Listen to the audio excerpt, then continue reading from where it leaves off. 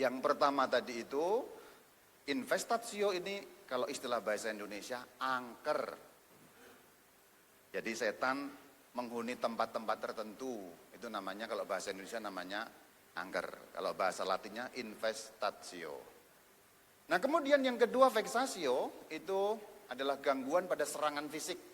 Umpamanya tiba-tiba bangun tidur ada seperti tercakar, itu fisik.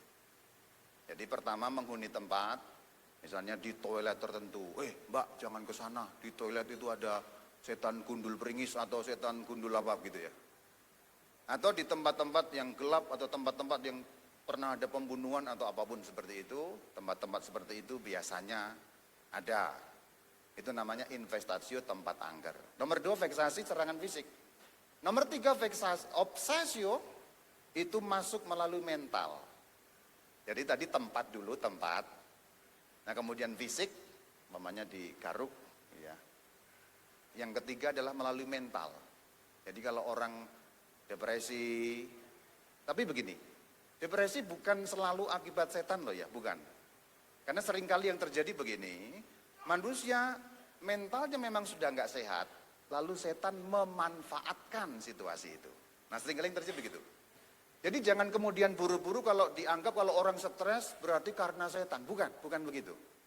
Seringkali setan hanya memanfaatkan situasi yang seperti itu, dan kemudian situasi yang sudah buruk itu dihembuskan, contohnya bunuh diri. Nah biasanya menurut para eksorsis, menurut banyak eksorsis yang terkenal di dunia, bunuh diri hampir selalu melibatkan setan, hampir selalu. Jadi gampangnya adalah orang sudah punya masalah mental, misalnya karena persoalan hidup yang nggak selesai-selesai, lalu stres. Setelah stres, frustrasi. Setelah frustrasi, depresi. Setelah depresi, stres lagi. Setelah stres lagi, frustrasi lagi. Lalu campuran semuanya, lalu bunuh diri. Biasanya memang sudah terjadi masalah mental di situ. Lalu bahasa gampangnya, Jepang jelas dan gampang, setan menghembuskan ide untuk bunuh diri. Allah tidak mencintai kamu.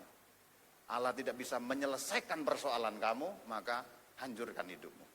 Nah biasanya dalam masalah obsesio ini yang terjadi pada umumnya seperti itu. Masalah-masalah mental yang berat, nah kemudian disempurnakan kalau bahasa gamelannya itu gongnya itu tung, itu setan. Jadi hati-hati kalau ada bunyi gung gitu ya. Ya kalau itu di gereja konsekrasi itu ya, bukan setan ya. Ini cuma gambaran, ya artinya yang menyempurnakan itu setan.